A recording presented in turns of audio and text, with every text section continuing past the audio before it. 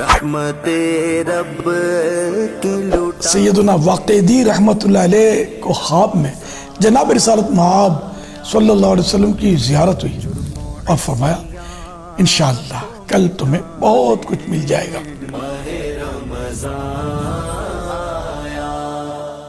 رمضان مبارک آنے والا تھا اور حضرت واقعی رحمت اللہ علیہ کے پاس کچھ نہ تھا۔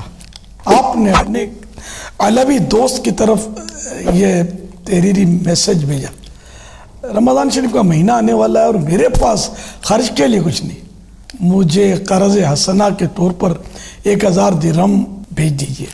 چنانچہ اس علوی نے 1000 درہم کی تھیلی بھیج دی۔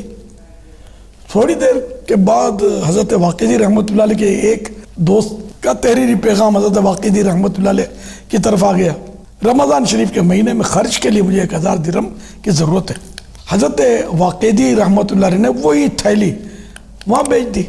دوسرے دن وہی علوی دوست جن سے حضرت واقعی رحمت اللہ علیہ نے قرض لیا تھا اور وہ دوسرے دوست جنہوں نے حضرت واقعی سے قرض لیا تھا، دونوں حضرت واقعی کے گھر آئے۔ علوی کہنے لگے رمضان مبارک کا مہینہ آ رہا ہے اور میرے پاس ان 1000 درہموں کے سوا اور کچھ نہ تھا، مگر جب آپ کا میسج آیا تو میں نے یہ 1000 درہم آپ کو بھیج دیا اور اپنی ضرورت کے لیے اپنے ان دوست کو چٹھی لکھی کہ مجھے 1000 درہم بطور قرض دے دیجئے۔ انہوں نے وہی تھیلی جو میں نے آپ کو بھیجی تھی مجھے بھیج دی۔ تو پتہ یہ چلا کہ آپ نے مجھ سے قرض مانگا، میں نے اپنے ان دوست سے قرض مانگا، انہوں نے آپ سے مانگا، اور جو تھیلی میں نے آپ کو بھیجی وہ آپ نے اسے بھیج دی اور اس نے وہی تھیلی مجھے بھیج دی۔ پھر ان تینوں حضرات نے اتفاق رائے سے اس رقم کے 3 حصے کر کے آپس میں تقسیم کر لیے۔ اسی رات حضرت سیدنا واقعی رحمت اللہ علیہ کو خواب میں جناب رسالت مآب صلی اللہ علیہ وسلم کی زیارت ہوئی اور فرمایا انشاءاللہ کل تمہیں بہت کچھ مل جائے گا۔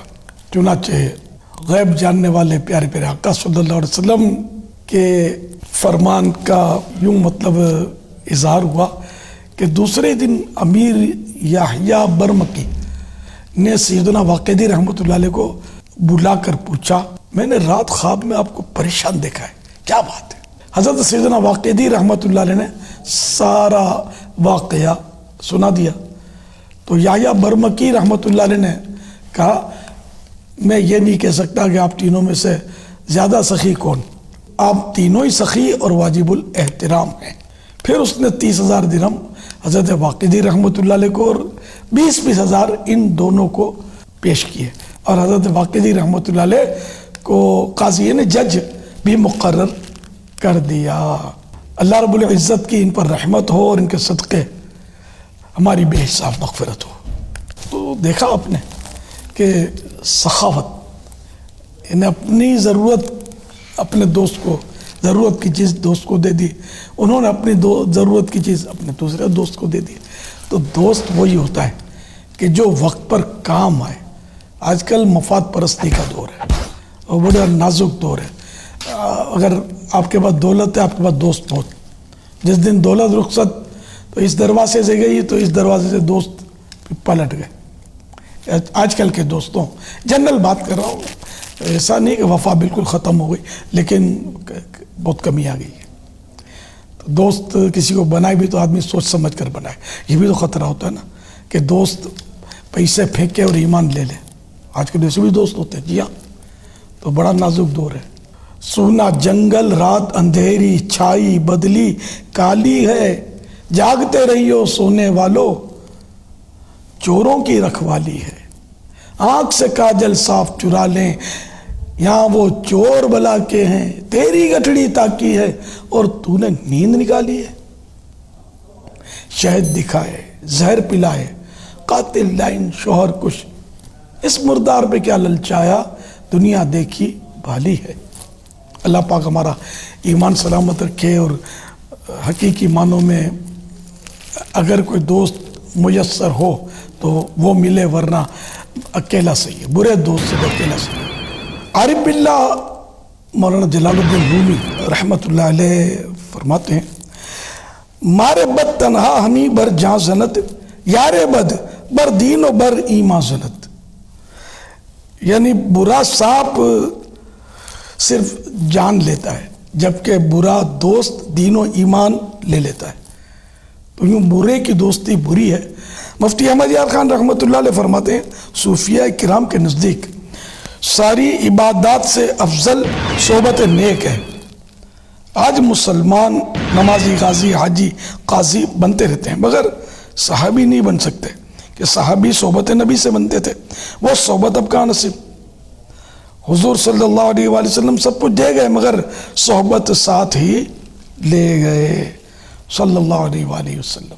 تو بہرحال لے کے ہمیں اس کو دوست بنانا چاہیے کہ جو ہمیں آخرت کی یاد دلائے، جسے دیکھ کر خدا یاد آئے، نیکیوں میں اضافہ ہو اور گناہوں سے چھٹکارا ملے، اور ایمان میں مضبوط ہو، عقیدہ اس کا بالکل درست اور قرآن و حدیث کے مطابق ہو، ورنہ صرف ظاہری طور پر نیک پرہیزگار ہو لیکن عقیدہ درست نہیں ہے تو اس کی دوستی تو شرعاً جائز ہی نہیں ہے۔ اور ایمان کے لیے زہر حلال یعنی کہ قاتل زہر، اللہ پاک ہمیں برے دوستوں سے بچائے۔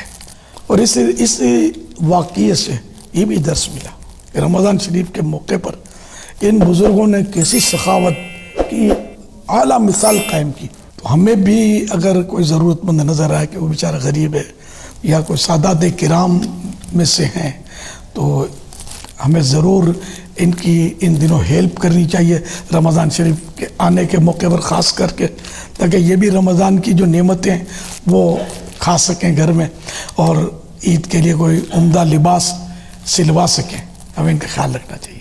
ہمیں اگر کوئی بولے تو وہ نہیں جمتا، ہم خود اپنے طور پر اپنے رشتہ داروں میں نظر ڈالیں، پڑوسیوں میں دیکھ لیں کہ ان میں سفید پوش بھی ہوتے ہیں جو بیچارے گزارش کی جاتی ہے کہ اگر آپ ہمارے چینل پہلی بار دیکھ رہے ہیں اور ابھی تک آپ نے ہمارا چینل سبسکرائب نہیں کیا تو آپ ہمارا چینل ضرور سبسکرائب کر لیں اور ساتھ ہی لگے بیل کے بٹن کو بھی پریس کر لیں تاکہ آپ کے پاس فیوچر میں ہماری اپلوڈ ہونے والی مزید اسلامک معلوماتی ویڈیوز کا نوٹیفیکیشن بر وقت ملتا رہے۔